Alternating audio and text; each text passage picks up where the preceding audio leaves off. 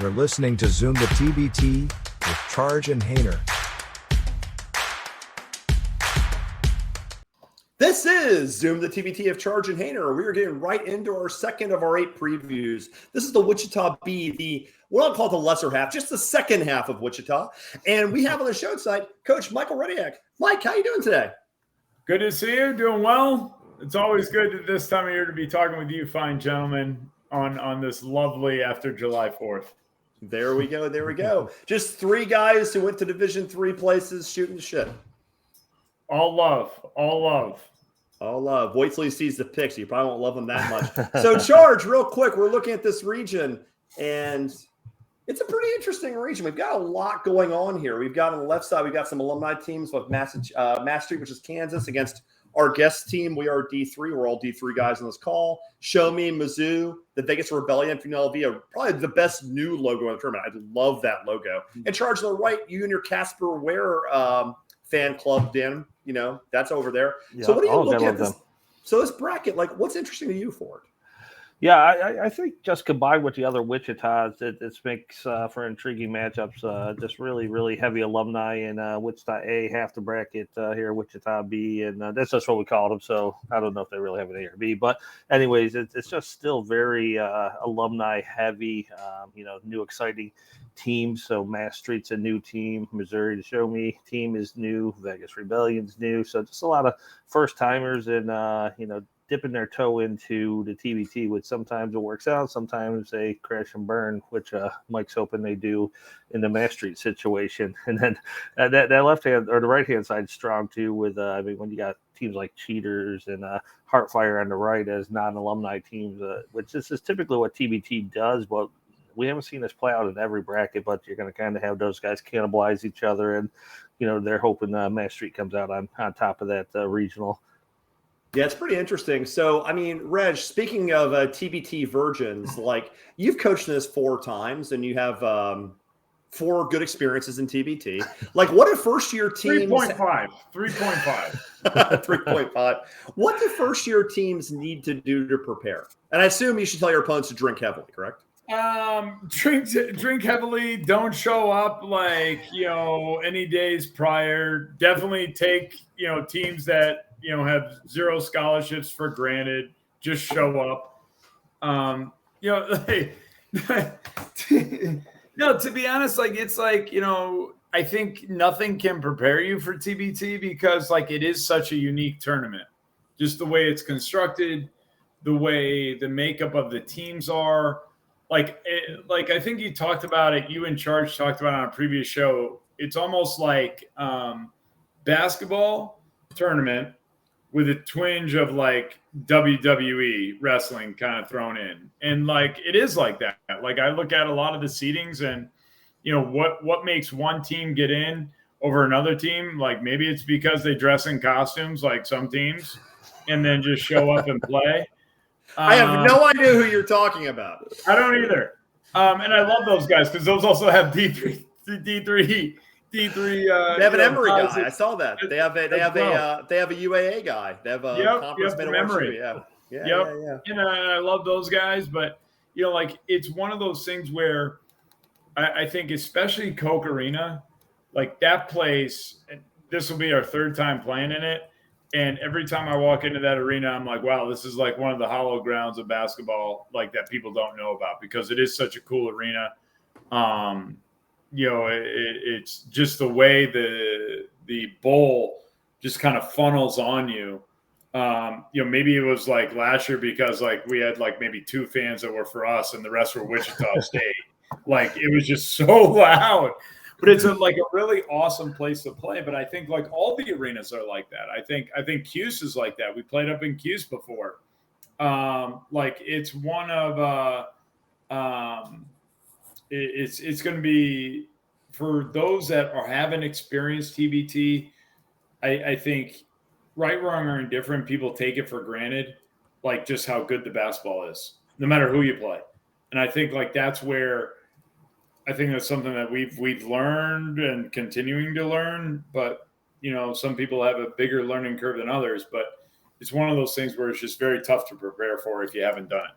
Definitely, definitely. Let's get into these teams we're going to be seeing. We're going to start with the matchup with your own. We are D3 as the 8th seed. A feisty one, though, they be, against the Mass Street, which is your Kansas alum. So, Charge, look at this roster. First of all, you have NBA players as coaches. You have a lot of size, a lot of experience, all these age groups. Everybody's playing in a top league overseas. So, like, look at this roster. How hard is Reg's job going forward in this first game?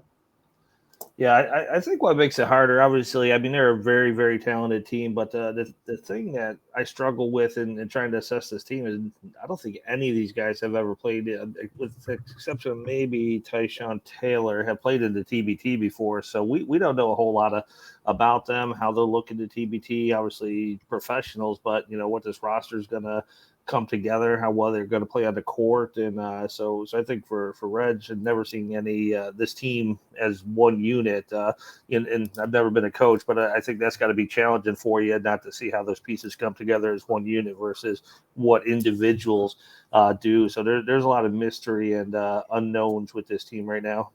Does that make them harder to scout, Reg, because like they haven't played in TBT? Obviously, they play overseas in these high-level leagues, but since they haven't played the specific event, does that make it a little harder to know how they're going to react? Yeah, I think like normal like scout stuff, you can see at least even from like when we played Challenge ALS or Boeheim's Army or last year Wichita State, you kind of can see some of the tendencies from teams that played before, at least maybe some of the players and kind of how they play, or they're like their overall kind of like what they run types of stuff. With Mass Street, I don't know, because like literally this is their first year. Obviously Taylor played, and I think the new guy, Kevin Young, that they picked up played with Self-Made a couple of years back. But basically they're all like long, lanky Frankies that are like, been playing in a top league that obviously come from good pedigree. So it does make it tough to scout. A lot of, it's almost like their guards are like 6'5" and their bigs are 6'9". There's no in between.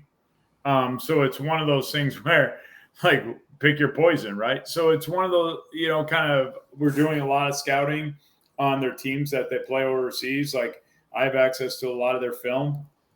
So we'll kind of get down their tendencies and, basically figure out, what weaknesses, if any, that they have and try and expose them. Definitely. Now, looking at this a little bit too, I mean, seeing all this scoring and all these different sort of players, like one thing that I find interesting is just because all these guys have played, it looks like a lot of these guys, how many of these guys actually played together? You see like almost as a bridge of years. Like there seems to be a big divide of two groups of Jayhawks. Like, is there a big divide? Like a lot of these guys are mid-30s, a lot of these guys are early 20s. So it seems like there's, with Wayne Selden being the bridge, like, is that kind of weird? We have two factions of a team playing? Yeah. Like I look at Langford. Langford's like 39. Mm-hmm. So mind you, I'm 40. So basically, don't look a day over 39. Thank you. Picture me more athletic and just very good at basketball. Not hard. And not hard. And then amplify my height by about 7 inches maybe. And then you get Keith Langford. So I'm kind of scouting myself in this scenario. But then like really he's 39. You got the kid Dotson who's 23. That's a bridge of 16 years. Like that's crazy town. So it's kind of like, I don't know if there are eras of Bill Self teams, but I have a feeling I'm going to encounter it, on July 19th. That's for sure. Yeah, definitely. Now, Charles, looking at this, speaking of Devin Dawson, he's probably the youngest guy on this team or one of the younger ones, but like putting up 15 in the G League, you're the G League guy. That's not to be trifled with, correct? Yeah, and he's actually played with the Charge in the bubble. So even though he's never been with the Cleveland organization, during the bubble, you're allowed to pick up some other guys who weren't participating. So I got to watch some of his games. And that's the thing. I think he's probably going to be one of the feature players on this team.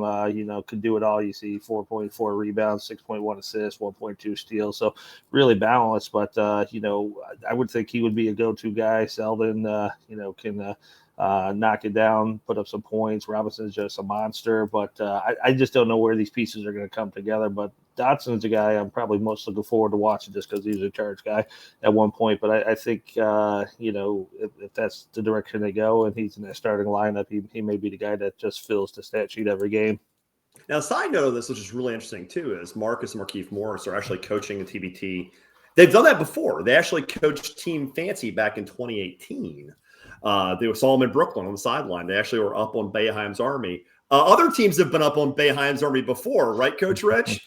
Thanks for bringing that up. Hey, we love you. We love you. So what's that like coaching against guys who have played in the NBA but maybe don't have the coaching pedigree? Like, is that something that you kind of wonder? It's like, wow, I'm coaching against these guys who are great players, but like, how's that going to? They're still professionals, and Yeah, they see the game like more than the average Joe. I was fortunate to kind of, work for some phenomenal teams and work with the pros and things like that. Like these professional players, like they're essentially college coaches because they know how to switch, they know how to down screens, they know how to ice screens, all that types of stuff. They know them all. So it's almost like, to be honest, I don't look at just the fact that they're players. I might do a jersey swap before the game for my kid, but other than that, those guys are good coaches, and I respect the heck out of what they do, and I know that they'll have their team prepared. You know what you should do is you should recruit the Jokic brothers to come to the sideline, actually, because that little beef with the Morris twins. That would be pretty interesting. I am Polish, so maybe I could bridge the European gap there with Serbia and whatever, bring it in together. That'd be a blast. I mean, I have some tattoos. Maybe we could all go to a tattoo parlor, get some more. Whatever. There we go. Whatever it takes. Okay, so look, we are D3. Tough luck loser 4 times. Been up in 3 of them. 3 close losses and one we won't get into. We're all D3 guys here. What is the challenge of recruiting a D3 team? What is the advantage and what is the challenge? The advantage is the fact that all the players are very smart and versatile, because you have to be if you're going to play professional. Second, we have a huge pool. We have the biggest probably alumni quote pool to draw from, because in Division III, there's over 400 plus schools. The challenge, quite frankly, is obviously not every good Division III player plays pro. So our pool of professionals is very, it's not as big as you would think, but there's still so much to choose from. It's just kind of figuring out, which picks to go with. I do believe to play in TBT for us, you can't just be fresh out of college. I mean, there's exceptions to every rule. We have every year we take quote unquote, our Christian Leitner of the group from a dream team scenario. And this year it's Malik Larquette from UMass Boston. Who's a really talented player who's going to have a good pro career. But for us, you can't have a whole team of those because you'll get smoked just because of the experience versus for instance, a Langford who's 39, who's been playing pro for so long. You put that up against a kid fresh out of college, you're going to get cooked no matter how talented. So I think that's a difference for our recruiting sake, and basically, to kind of scour and pick, which pieces could fit with us. With us, it's always going to be versatility. We're never going to have the 6'8", 6'9", 7 footers. We're just not. So what we got to play to our strengths and who we are. And I think this year's roster is, pretty exciting to kind of compete against Mass Street. So you're going to be a little smaller, but you're also looking at these ages going to be a little younger. So what kind of advantage are you going to try to run, or is that kind of a trap against a team like Kansas alum? I think we just stick with who we are. If that means we're going to run, we're going to run. I'm not going to, I worry about typically what we are and who we are. If that's our strong suit, then that's what we're going to do. To be honest, I think if we go to the point where we're going to try and match up against Kansas, not going to go well. like let them, to be honest, like equally as they're a mismatch for us with their size and length and experience, we're a huge mismatch for them. They don't know who we are. They don't know, like, to be honest, like several of our players, they might overlook us and might respect us regardless. Whatever mismatch they have on us, we have on them too. So it's kind of like a two-way street there. So like they might be longer, but we might have some better ball handlers and and we might play, more as a team, et cetera, all that stuff. Yeah, you could tell Hainer that I forgot to open up the chat. So Hainer's like, "Hey, where do you want to go?" And yeah, I'm just enjoying the conversation you guys have going there as I'm kind of staring at your roster. So I think the one noticeable miss this year is obviously Eric is not on the roster, and he's probably one of the more well known D3 guys. Had some really good years with the main Celtics. So no chance he's showing up before we get to Wichita. No, and I think like you got to remember, and this is why I do this here, guys, is like nobody knew about Demers before we took him. Like literally, he was not playing anywhere. He was doing workouts in California, and then he kind of exploded against Challenge ALS. Matter of fact, I didn't even start in that game. So, like, what an idiot am I? So, it's one of those things where, like, typically we could have a whole team of Demers. You just don't know yet until July 19th. And Demers will be back with us in the future. Just this year, he's taking care of his body, and he'll be back with us. But, like, before, nobody knew about Demers, and then they exploded. It was awesome. Same thing here with this year's team. I feel like, we have like 9 newcomers. I know some of them are going to have that moment. I know for a fact. And so I'm looking forward to kind of having that conversation when, next year rolls around. Definitely. Now, can you explain the new color? Because you said it's a very Miami Vice 1980s Crockett and Tubbs kind of vibe. Why are you going Art Deco Miami style? Because TBT did that without me knowing. And so I was like, okay, we're going to go Miami now, which I'm fine with. I love South Beach. He had a great year. They took out my Celtics, whatever. Like as last year, it was more like kind of like Flint Tropics colors, which I'm fine with.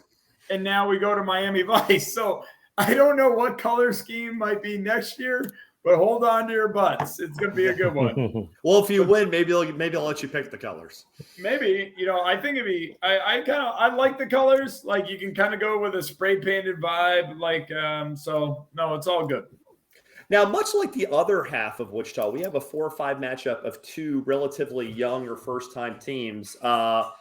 Zoltan's alumni group, the Show Me of Missouri. Hi, Andrew, your team. Versus the best new logo in the tournament, the Vegas Rebellion. This could be that logo. It's sick. It's absolutely sick. So look at this. First of all, I mean, obviously, Paul Pressey's getting his team together. He hasn't played in a while, obviously. But we've got some guys coming in, helping out. First-time alumni team. Isn't it kind of surprising, Reg, that Mizzou hasn't gotten a team in this yet? Like, to be honest, I would think like they would have been, if just on paper, probably like an OG, but like the first time like they're coming in, I'm looking forward to this because like Mizzou has had so many great squads and obviously they're coming into Wichita, which is going to be kind of unique, but same with Vegas Rebellion. Like that's going to be like, I don't know when they played. Do they play before us or after us? Like, you're asking me times. Are you kidding me? It's too all right. Sorry, because I want to see this matchup. Like, to be honest, between that and the Heartfire game, I want to see that. I have a feeling this matchup is going to be a bloodbath just because of how physical I know some of those players from Mizzou play. Well, maybe they'll beat each other up, and then after you coast against Matt Street, you'll be rested. Easy round two. Easy round two. Straight to the million. Straight to the million. So, Charge, I mean, you're the G League guy. Jonte Porter, I mean, he's a beast, right? Yeah, obviously, I think he's probably getting the most recognition from the group of Missouri guys that are coming together. I mean, you're averaging a double double. You're doing something right there. So big guy, 6'11", he's going to be solid. I'm actually more excited about a couple of the guys who are not Missouri alumni. And Kevin Hervey, I haven't seen him in a while, but he took a short stint in the NBA. So I mean, if you're even shooting up 8-10 games in the NBA, you got some talent there, and Eric Neal can score like crazy too. So I do like those UT Arlington guys that they imported. So I mean, it's majority Missouri alumni, but I think they have some really good complementing pieces there. So, Reg, looking at this roster, you talk about size and switchability. These guys are all big or all small. There's, a couple wings, but there's a lot of guys who are small or big. Is that kind of a weird thing to see in a modern basketball roster? Like literally, you're looking at their guards being 5'11", 5'10", and then their bigs being like straight up 6'11", 6'10", 6'8". Like, there's no like really in between. Like, I'm like looking at it 1, 2, 6'5" guys, but like really probably, if I'm being realistic, probably maybe one will play. It's unique, like for sure. Like, I'm looking for it. Like, I think Jonte Porter is a problem. I think the guys that they brought in from not Mizzou, like you were talking about, Hervey. I think that's going to be an issue. I think Eric Neal from Arlington and obviously, some of the transfers, but I think like it almost makes it really easier to scout because you can just toss them into two categories, rather than kind of blend it, make it all like it can be more black and white rather than just gray. Mm-hmm. I think it's very tough to scout against gray. When you can kind of compartmentalize saying like this guy's a ball handler or shooter versus big, strong, big makes it a lot easier when you're the coach. Now, Kansas, Missouri is a rivalry, right? That's something they don't like each other much. So do you have some serious incentive to just ruin the gate and just piss everybody off? Like, how sweet would that be to just crash the gate? It's been my dream. Like, I dream about it at night. Like, to be honest, like the fact that certain teams have already posted their whole game schedule without even looking at game one, or like already certain companies are posting second round matchups before the game's even played. Not mentioning anything, and not like I pay attention to that or I even know what's going on, but I see everything, and my goal is to ruin the gate. Yeah, definitely. You want to be as unpopular of TBT as humanly possible. And then drink some Mr. and Mrs. Bourbon. Oh, yeah. You're in the wrong region for that, but yeah, that's the way to work those things. Nothing like playing and coaching a game for 40 minutes and just drinking straight 400 proof. Nothing. Well, that would be 200%. That would be 200% alcohol. So that'd be very impressive bourbon. So this Vegas Rebellion team, who we're going to have as our bonus episode. We have a few pre-tape segments. They're also bonus episodes, and I had the honor of interviewing their coach and their GM about this team. It's going to be a really fun thing. And another school I can't believe hasn't had an alumni team yet. I mean, UNLV is the kind of fan base that's made for this sort of event. Like, they play loose, they play fun. In charge, we got some G League guys in here. We got Krupe. This is a pretty fun roster. Like, anything striking to you about this? The one guy I really liked, I haven't seen him play in years, but Steven Zimmerman, he was with the Erie Bayhawks way back when, playing in Australia. It's obviously, very, very well-respected league, and I think getting more and more respect year after year after year down there in Australia. So, you got a guy 7 foot out there. He's going to be a double machine for him. His shooting percentage there looks pretty low, but I kind of remember him being a little better shooter that can stretch the floor a little bit. He's the guy that sticks out to me that I think will be a big difference maker for this club. Yeah, definitely. Reg, so looking at this, like, are you guys, again, same sort of question. UNLV is the kind of team that should have been in here before. Like, have you ever been out to Vegas to watch a UNLV game? No, but I was expecting like Larry Johnson and everybody to be on this squad or coach it. But they have like a couple players like that played on the Panamaniacs, as you got that. So they have that TBT experience. Never been out to Vegas, but I obviously been out to Vegas, but not to see a UNLV game. Maybe I should, but I can only imagine what it's like to play in Las Vegas. Like as a college coach, you are terrified of what your kids do that outside of the 2 hours you have practice, let alone put it in Vegas with literally everything Sin City going around you. My stress level would be through the roof, and my like life expectancy would be shortened by about 30 years if you major in like blackjack. Yeah, exactly. I got 21. I passed. I'm perfect. I got my degree. Yeah, it should be a pretty fun matchup. I think the winner of this game could present a problem for D3 going forward. We'll see what happens. I like how you did. Yeah, Steven Zimmerman, his best season was like a 30%, so he must have knocked down a couple from the charge, and I thought he had a little more what's range. Funny is, but our stat intro may have fucked up too. Who knows? No, that matches what's on Real GM. But okay, gotcha. So he must have knocked down a couple against my squad at one point. But he's gonna be tough though. Yeah, it should be a lot of fun. Okay, the other half of the bracket, and it's weird because we just did a Wichita A preview. The second half, the B preview, has a lot fewer alumni teams. Okay, and we talk about LA Cheaters. We just charge Casper Ware. The love affair continues. Talk to us about how good this team is and one of your favorite players in TBT. Yeah, I mean, I've just always been a fan of the Cheaters because, they come in just really, blue collar. They're going to be physical. I mean, Ennis was, fantastic last year for him. So, they got Casper Ware, who what you're going to get out of him. He's played a lot of TBTs, clutch guy. And then you have guys like James Ennis in there, so I think it's going to be a lot more the same. Their first round matchup is going to be not a walk in the park against Living the Dream, but they're consistent. They're good for 2 or 3 wins almost every single TBT. So not a team you really want to kind of come across and catch anytime too early. Now, Reg, you've played the Cheaters before, and you gave them a hell of a fight one year, correct? Not the Cheaters. Oh, I'm thinking of ALS. I always get those two squads in my head confused. I will say this though: this matchup screams to me blowout. I know it's crazy to go against the Dream like that, but the Cheaters, they've been here before. They obviously are very talented. They're not intimidated whatsoever. They almost come in every year. To be honest, I know some people are going to be really upset with me about that. Shocker, who cares? But I'm telling you right now, I want to be like the new Ott Elmore. Like whatever, I'm gonna be just whatever. I don't care anymore. The true story. This screams blowout. I hope I'm wrong. I really do.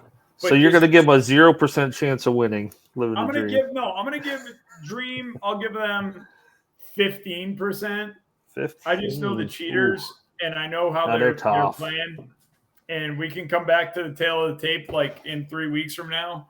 And where I'm just kind of in my misery, and we can talk about this, but I'm just telling you right now, this matchup, when I saw it originally, I was like, might as well just pencil in LA Cheaters to the next round because I have a feeling they have a meeting with Heartfire. Okay, let's get the counterpoint. Let's talk about this Living the Dream team. Now, obviously, they're talking about this is in honor of their father. The star players, obviously, Thomas Welsh, big star UCLA, huge star UCLA, actually. And they want to donate a portion of their winnings to cancer research. And I'm going to start there with how they can possibly pull an upset. Is the size of Thomas Welsh. The Cheaters are a really good squad, but they're not huge. Can they get some buckets in the post to sort of what is the path, Reg, for them to make them meet their awards? Is it post play? Is that the path of them making this happen? They're going to stretch it and speed it up, and their defensive intensity are just going to be all up in UCLA. Not to say that Living the Dream and Welsh haven't experienced that before. I just don't think that it's been a while since they have experienced it because those Cheaters literally play in the Drew League. Mm-hmm. They all know about it. They're used to playing at that high level where even the crowds are even crazier than what it's going to be at Coke. Mm-hmm. Where I just feel like kind of it's like that new team scenario for Living the Dream. And I know Cheaters, I have a feeling like they come in so well coached, and I respect what they run and the wear. I might buy a T-shirt of Casper Ware, like just like Charge, but There you go. But I just feel like living the dream, talented, obviously going a lot more, I think, on like name, like, and the fact that they have like 5 different content creators, maybe 4. Mm-hmm. I'm looking at the roster right now. 1, 2, 3, 4. Like half of their roster is content creating. But like I think like really, to be honest, I mean they're obviously talented, but they're not like UCLA talented. We're talking Cal Poly, we're talking Santa Clara, we're talking transfers galore. I just feel like Cheaters got this one. Yeah, I thought they would go a little more UCLA because that Sons of Westwood team played really well.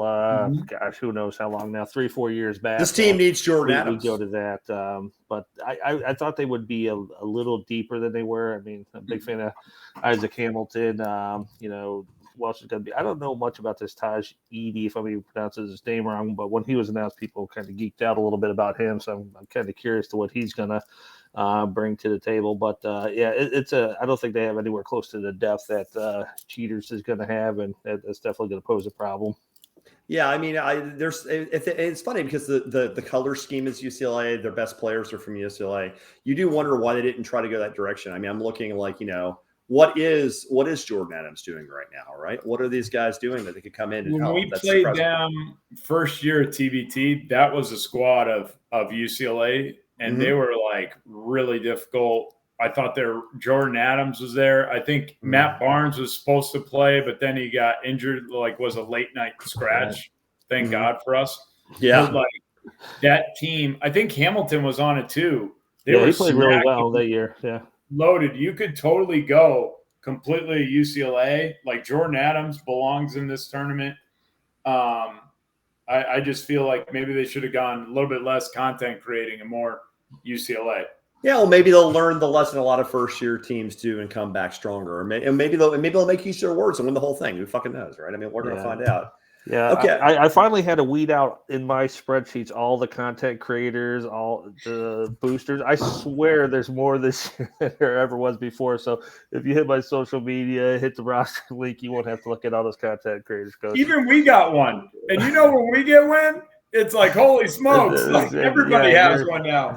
Yeah, So our stats intern, we now are a 2.25 man staff because our stats intern who's hearing this probably, thanks a lot to him. He was able to get these spreadsheets 95% done. I finished them up. That helped me have some time to, make a living for a change, which is always nice as an architect. So we'll see what happens here. Okay, so and this is our last matchup we're going to cover. We have Heartfire JUCO product. And we're going to go a little bit out of order. We're actually going to start with JUCO product. Actually, we'll go back and forth a bit. So looking at this team, the thing I find fascinating about JUCOs is honestly like there's high-level ballers. Guys go to JUCO for a variety of reasons. There's guys who either can't make grades or have a personal reason they want to play a 2-year school or just the numbers didn't work at school they wanted to go to. There's a lot of reasons the guys in at JUCOs. So it's always a path that people find interesting. So, Reg, have you ever recruited JUCOs before? Oh, yeah.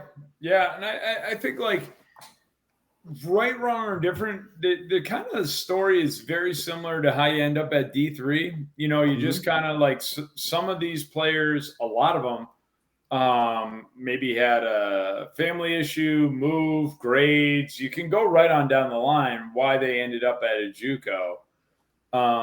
But as far as like talent, like that's where it is like no different than any other division. What's unique about when you're playing at a high-end JUCO, that's like playing high major D1 ball, especially some of the junior colleges that are in the Midwest. And there's several that are down south too that are really studly. So I'm very kind of cool how they kind of pulled together a team this year. I think it's going to be interesting just kind of how good they could be. That's first year team, we'll see. right? Well, what's interesting about that too is I know a couple things. One is like every major college in any level, D1, D2, whatever, has a JUCO that they almost treat as like, hey, we always go scout. Like at Memphis, there's Southwest CC, which is Yep. very near the University of Memphis's campus. They've had players from Southwest come there. One of Memphis's best players when I was growing up was Chris Massey, who played with DeJuan Wagner for 1 year. Never saw the ball because Wagner just shot it every time. So like he never saw a ball. Next year they made the tournament because he played in the post his senior year. They basically got him the rock, and they made their first tournament in a few years. So junior college guys can really play. So I find the concept interesting. Charge, any G League guys on this list that may ring your bell? No, nothing that really rings a bell, but what I really like about it is you see a lot of Kent State, St. Bonaventure, Kent State, Akron, so a lot of Northeast Ohio flavor there. So, Freddie McSwain was in charge camp, but this one here I'm feeling really, really good about. So what do you give a JUCO odds on? What, 50-50? 50-50? It's on you, Reg. I'm going to go 30, 60. That's not bad. Okay. Okay. 30. Funny story too. 30, it'd have to be 70 though, so just to get to 100. He didn't go to that kind of a D3. He didn't go to that kind D3 of math. Yeah, you're right. You're right. The other 10% is the error. So The margin of error. it. But I think like this one, it's going to be interesting because, in my opinion, and I've told you this, guys, off air. I think Heartfire is the best team. Thank God I agree. I think they're the best team in I would say Wichita A and B. I'll tell you, to me they're neck and neck with the Shockers, neck and neck, just from because. I just feel like they're really talented. They're very balanced, and now like they've now been in TBT a couple times. But that's not to say that they can't get got, because I do believe JUCO product has more than a boxer's chance to get it done. Definitely. It's funny when I was at WashU, the JV team. Because a lot of D3 schools don't travel with JV. So I had a friend, I had an acquaintance who played for the JV team. And I'm like, well, who do you guys play? He goes, oh, we play junior colleges in the area. I'm like, how's that go? He goes, extremely poorly. He goes, we lost. He's like my size. He's playing the 4. He's like 6'2". And he's like, yeah, I have a 6'8" guy dunking on me and scoring 50 points. It's terrible. I hate this. And I'm like, that's pretty funny, actually. He's like, yeah, D3 JV playing local community colleges. It's not exactly a fair fight. And typically, like with junior college, you'll also find a lot of foreign products, like coming in from Africa, Europe, all over. Like they're talented but a little raw. Yeah, talented but a little raw, or just trying to figure out a way to play here in the United States. You'll find a lot of international flavor in junior college.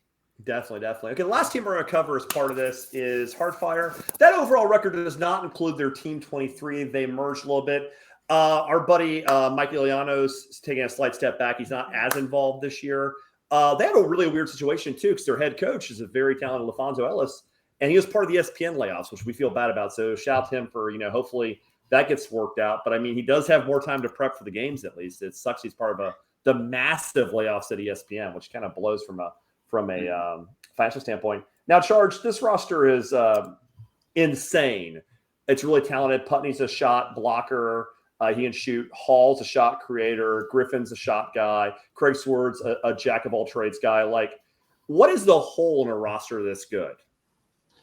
I think the big thing when I think about the Heartfire roster, like I said, they're really deep. They have some incredible big men, which has kind of been their staple for the past few years. So when you start looking at Solomon and Justin Toyo and Eric Griffin and Raphael Putney, it's insane because not many TBT teams are building themselves around guys of that size. So that's kind of their uniqueness. But I think the one piece that we got to keep in mind is there's no Eric Washington this year on Heartfire. And, I think a lot of people would argue he was the best player on the team in the prior couple of years. So kind of surprised that he is not in this year.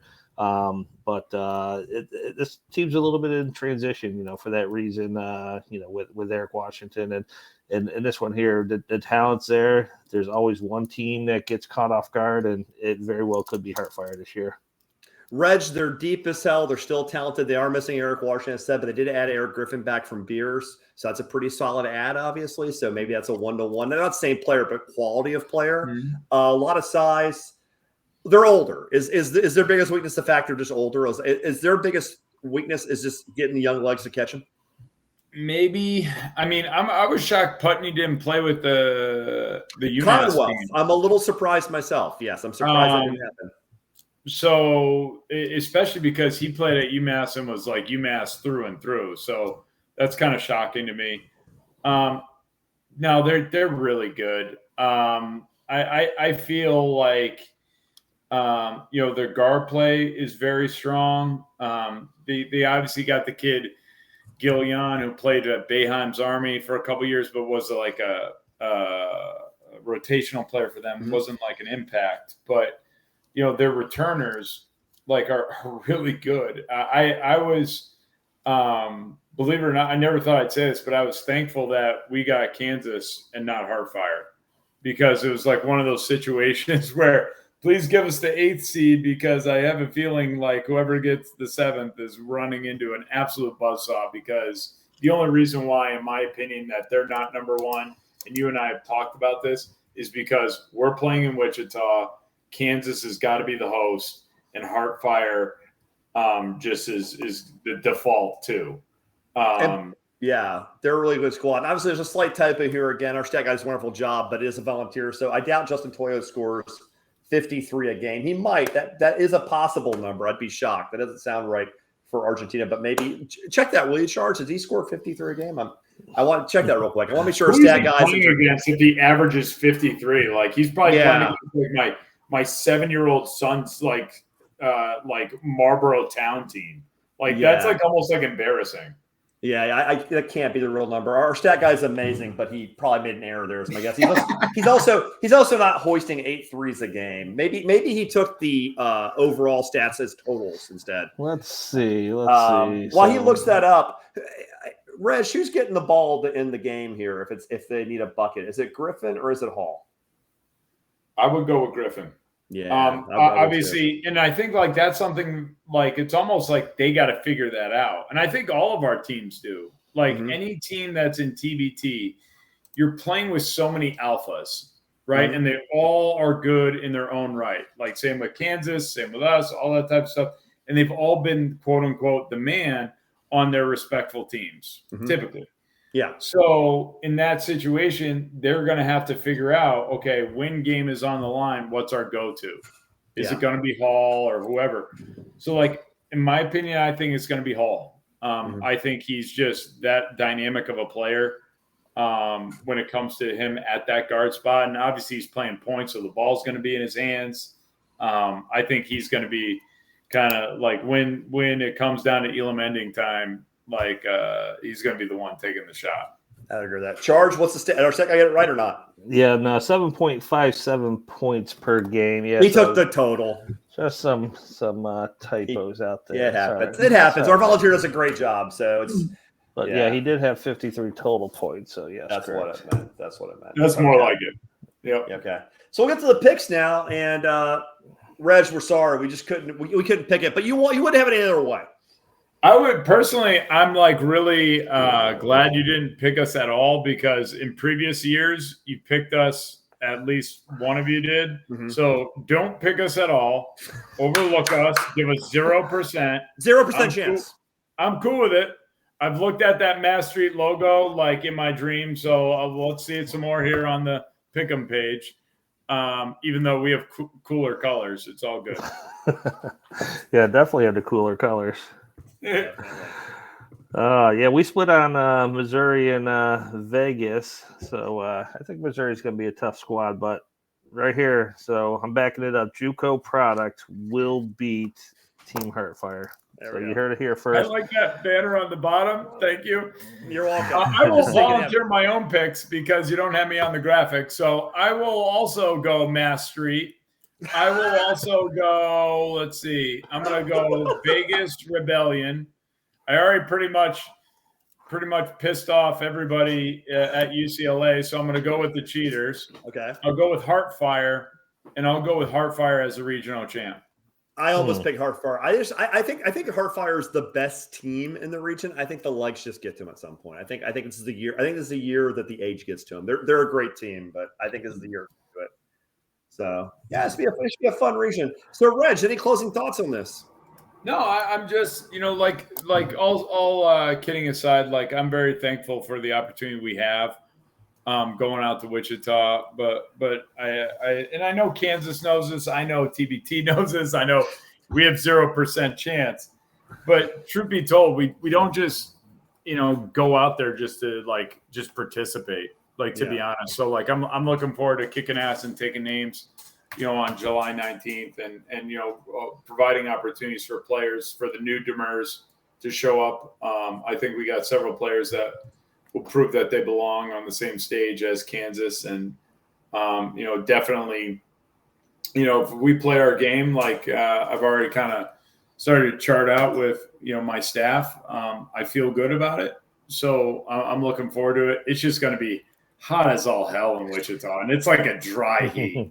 So it's a dry heat, but no, I'm looking forward to it. And TBT, all kidding aside, thank you for the opportunity as always. And you guys do phenomenal content, and I know it's a lot of work on your end, and I appreciate everything that you guys do because it is such you're my go-to people out there. So even if you give us 0% chance. You're up to 1. Yeah. -1%. Still the odds up to 0. -1. We're actually -1. What does that put us? Are we giving team points to Heartfire now too? Oh gosh. Oh no, it's always fun having you on. Like I said, we said at the beginning, we all went to D3 school, so we are pulling. But why don't you just also put on the bottom line? We basically are god awful because we've never played basketball. We have 0 scholarships. We've been to schools we don't hear of. We really hustle and play hard. Let's just go with all the stigmas of Division III. Hey, we can't play college basketball, so we'll just go play at a D3 just because 0%, 0 scholarship, and hustle. There you go. Perfect write-up. I think teams should add that to their bio. Don't forget, our centers are 6'2" at Division III. There we go. Centers are 6'2". Coach Rejniak, thanks for coming on to preview the Wichita region. I love it, guys. Thank you so much. It's awesome. Have a great day, and as man. always, it's been Charge and represent Zoom to TBT. More regionals to follow. Make sure you check the bonus content. We had the Vegas Rebellion on for a short review to talk about their chances as well. See you next time, guys.